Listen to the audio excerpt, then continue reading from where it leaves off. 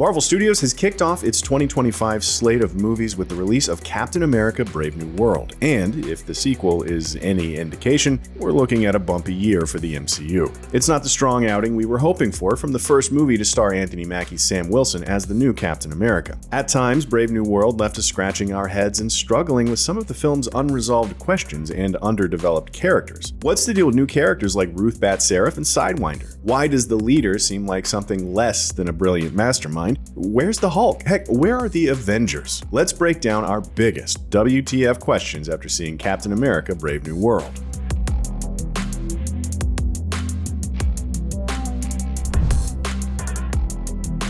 It only took 17 years, but Marvel finally gave us a sequel to The Incredible Hulk in Captain America: Brave New World. This movie picked up a lot of those loose ends from Hulk's first and, so far, only solo MCU adventure. We finally learned what became of Tim Blake Nelson's Samuel Stearns after his Gamma exposure. Harrison Ford's Thaddeus Ross is finally paying the piper for all his crimes. It's even the first time since The Incredible Hulk that Liv Tyler has reprised the role of Betty Ross. In all of that, there's only one fundamental ingredient that's missing. Where is the Hulk himself? Why did Mark Ruffalo's Bruce Banner have no part to play in a story that builds so directly on the foundation of the Incredible Hulk?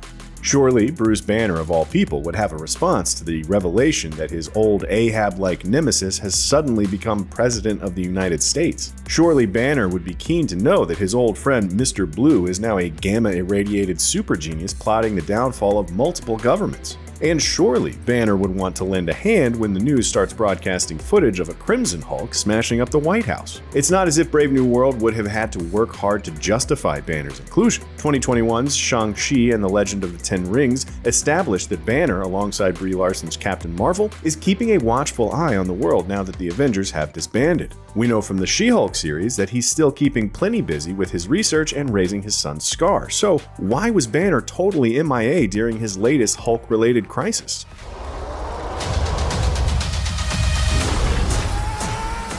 No doubt Marvel will have an explanation for Banner's absence, revealing that he was off-world with Scar or something along those lines, but that doesn't change the fact that there's a Banner-shaped hole in Brave New World's plot. Brave New World is a movie about Sam Wilson accepting the idea that the world needs Avengers again, yet it can't muster up more than a quick cameo from Sebastian Stan's Bucky. We'll get to him in a little bit, but surely there would have been room to include Banner in some capacity. I think it's gratuitous, but whatever. Again, Brave New World marks the return of Tim Blake Nelson's Samuel Stearns, a character who has radically transformed since we saw him last in The Incredible Hulk. These days, Stearns is sporting a giant green noggin and a major grudge against President Ross. Thanks to the power of Gamma, Stearns has become as superhumanly intelligent as the Hulk is strong. That's the idea anyway. In practice, we're not convinced Brave New World does such a great job of showcasing Stearns' tactical brilliance. He's a man who can calculate probabilities and plan for anything, yet he routinely seems to leave Captain America out of his equations. We're meant to believe that Stearns orchestrated a war between the US and Japan, yet didn't factor in the possibility that Cap might successfully intervene? We're also confused as to why Stearns willingly turns himself in during the climax of the film. Why did he have to give up his freedom in order to carry out his final masterstroke against Ross, when said masterstroke was nothing more than playing a recording of their phone call to the press? Why didn't he stay on the lam and leave himself open to hatching new schemes in the future? Story-wise, Brave New World is a strangely unambitious film in many ways, and nowhere is that more true than with Stearns. In the comics, Stearns is known as the leader. He's a brilliant supervillain mastermind who can and has threatened the world many times. Here, he's just a guy who really hates Harrison Ford. Stearns seemingly has no motivation beyond wanting to humiliate Ross. That's such a small motivation for such a major Marvel villain, especially one who can see the coming doomsday for Earth. If Stearns has calculated the collapse of the multiverse, you'd think he'd be more concerned with that and less worried about ruining Ross's reputation. Brave New World culminates in an epic battle between Cap and a transformed President Ross, as Ross hulks out in front of the entire world and becomes the very thing he always hated most. This plot twist, like so much else in the MCU, has its roots in Marvel's comic book source material. The problem is that the MCU's Red Hulk is a far cry from the one fans know from the comics. In the comics, Red Hulk offers a very different alternative to the traditional Hulk archetype. Ross retains all of his intelligence as Red Hulk, making him a smarter, more ruthless, and more tactically experienced monster. But in the movie, none of that holds true.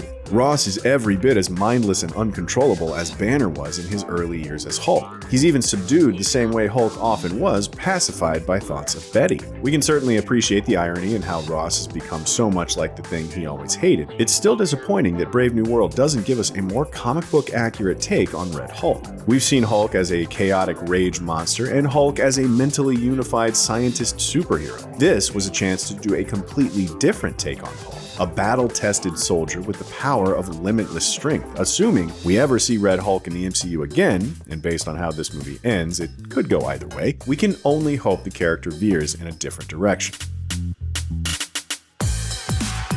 As Red Hulk, Ross appears to basically have the same array of powers as Hulk, including super strength and a degree of invulnerability.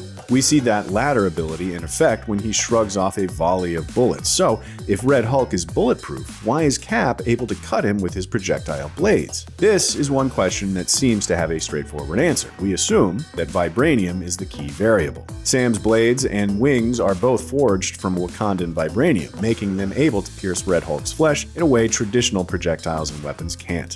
But it's from Wakanda, and it's made out of Vibranium. We assume the same holds true for Adamantium, which is even more durable than Vibranium. Sooner or later, we're due for a proper Hulk vs. Wolverine brawl in the MCU. As mentioned earlier, Sebastian Stan's Bucky Barnes is one of the few characters from the wider MCU to drop in for a cameo appearance. During Sam and Bucky's brief reunion, we learn that Bucky is moving up in the world. He's an aspiring politician currently on the campaign trail. Our only question is, why exactly is Bucky running for Congress? What in his previous MCU appearances suggested he has ever had political aspirations? That's to say nothing of the fact that he's a 110-year-old man who spent much of the 20th century being manipulated into assassinating politicians and business people. There's a lot of baggage there that we have to imagine would sink any political campaign before it got off the ground. Granted, it's nice to see the film include the character and nod towards Sam and Bucky's enduring bromance. We're just not sure what to make of the idea of the angsty, antisocial Bucky becoming a grandstanding politician. Whatever happens, we'll surely learn more about his burgeoning political career in the upcoming Thunderbolts movie. With Frank Grillo's Crossbones having been killed off in 2016's Captain America Civil War, the series was in need of a new secondary villain character. Brave New World finds one in Giancarlo Esposito's Sidewinder, leader of the terrorist cell known as Serpent. Sidewinder and his team are drawn into the fray when Stearns hires Serpent to steal the adamantium from the Japanese. However, Sidewinder seems to have a very personal grudge against Captain America that's never adequately explained. He admits as much when he reveals that he would have happily killed Sam for free. Even after Sidewinder is captured and bargains his way into a lighter sentence, he makes it plain that his first priority after escaping will be to finish the job and kill Cap. What exactly is Sidewinder's beef with Cap? The movie leaves us to wonder on that front. It's entirely possible that an earlier version of the script delved deeper into their rivalry. We know that Brave New World was subject to significant reshoots to the point that Seth Rollins' mystery character, rumored to be another member of Serpent, was cut from the film entirely. Is there another version of Brave New World that makes Sidewinder's motivations more clear? All we know is that with Esposito teasing Sidewinder's role in a future Disney Plus series, this is a dangling thread that needs to be addressed at some point.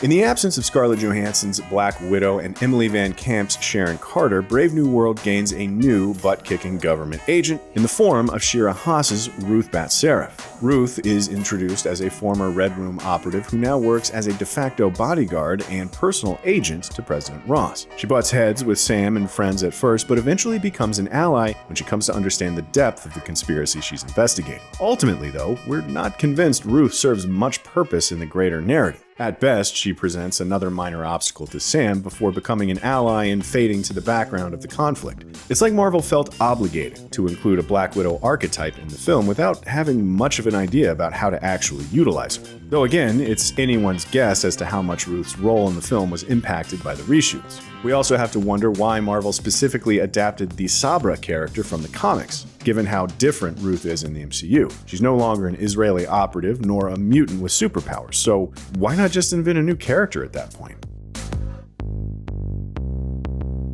Brave New World is significant for introducing adamantium to the MCU. It's an entirely new supermetal that's discovered in the race to harvest the bounty of riches from Tiamat, and one that promises to reshape the global balance of power. But mostly, adamantium is the MacGuffin that greases the wheels of Brave New World's plot. The metal itself is incidental. It's a reason for various global powers to come to the brink of war, and so we're left to wonder what its introduction truly means and how it'll change things going forward. Is this the last time major global powers squabble over control of adamantium? Or is the Ross-Ozaki Accords a band-aid on a festering wound? Yes, there's obviously going to be a straight line between the introduction of adamantium and the debut of the MCU's Wolverine, whenever that ultimately happens. But as for any other ramifications, who knows? Is it really going to be as big a deal for the world as Vibranium? A substance that's special less because of its hardness than the fact that it absorbs sound and energy. And it took several years to acknowledge the ending of Eternals in another MCU project, and we suspect it'll take at least as long before the loose end that is adamantium is picked up elsewhere. And that's just the timetable the MCU operates on nowadays. It's been years since the MCU has had an Avengers team to call its own. Whether you're counting in the real world or within the MCU's slightly wonky post-Endgame timeline, Marvel has introduced plenty of new heroes over the past several years. From Florence Pugh's Yelena Belova, to Simu Liu's Shang-Chi, to Tatiana Maslany's She-Hulk, to Oscar Isaac's Moon Knight. But as far as bringing those new heroes together under the banner of the Avengers, we're still left wanting. At this point, we have to wonder what's taking so long. By the end of the MCU's Phase 2, we had already had 2 Avengers movies, and we were gearing up for more in Phase 3. But here we are at the tail end of Phase 5. The Avengers seem no closer to reforming now than they were at the beginning of the multiverse saga. We're barely a year away from the release of Avengers Doomsday, and the MCU has done almost nothing to lay the groundwork for a big Avengers reunion. Marvel is still so preoccupied with introducing new characters that it's forgetting to weave them together into a larger tapestry. Brave New World plays lip service to the idea of getting the gang back together, but it stops there. Ross broaches the idea, and Sam wrestles with it for a while before deciding that yes, he can be the leader the Avengers needs. But 6 years after Endgame, that's as far as this film gets in setting up a new team of Avengers. Why not actually put the new Captain America to the test? The movie ends with a battle royale that could have sorely used a few more of Earth's mightiest heroes to level the playing field and make the conflict with Red Hulk more interesting. Just as Captain America Civil War was basically the Avengers 2.5, Brave New World could and maybe should have been a bigger team-up movie. Instead, the new Avengers will basically be starting cold when Doomsday drops in 2026. During their brief reunion, Bucky gives Sam a pep talk that helps solidify his acceptance of being the new Captain America, telling his friend that while Steve Rogers gave people something to believe in, Sam gives them something to hope for. Sam will surely have those words on his mind now that he knows from Stearns that a greater threat is coming than Earth has ever faced before. Will it fall to the current Captain America to create a new team of Avengers after all? And how well will he shoulder the burden of leading that team? We can only guess for now, but we at least have some thoughts about what the new Avengers might look like. We're assuming that Sam will put together a new roster at some point during Doomsday, and that it will consist of some familiar and expected faces, as well as some less expected. Of course, presumably, every superhero in the MCU will show up by the end of Secret Wars, but we're not talking about that Endgame style pile-on here. Just the core group who could start things off. Here is our best guess. Captain America? Obviously. The Falcon? Sam basically tells Joaquin at the end of Brave New World that he's on the team. Wong. Don't forget, Benedict Wong's Wong is actually the master of the mystic arts in the MCU now, not Doctor Strange. He also has been seen working with the likes of Bruce Banner and Captain Marvel, and showing up in a variety of Marvel projects, so it seems likely that he'll be part of the team too. As for Strange, Benedict Cumberbatch has said his Greenwich Village magic man won't be in Avengers Doomsday, but is a central part of Secret Wars. We also figure he'll pop in with Charlize Theron's Clea at some point, as the two were last seen heading off to seal an incursion, the exact thing we believe will lead to the Secret Wars. Marvel Studios seems pretty invested in Florence Pugh's Black Widow character, and while she's appearing in Thunderbolts as a member of that unlikely team, she also seems, aside from Bucky, to be one of the only characters who is likely to A. survive that film, and B. be worthy of joining the Avengers.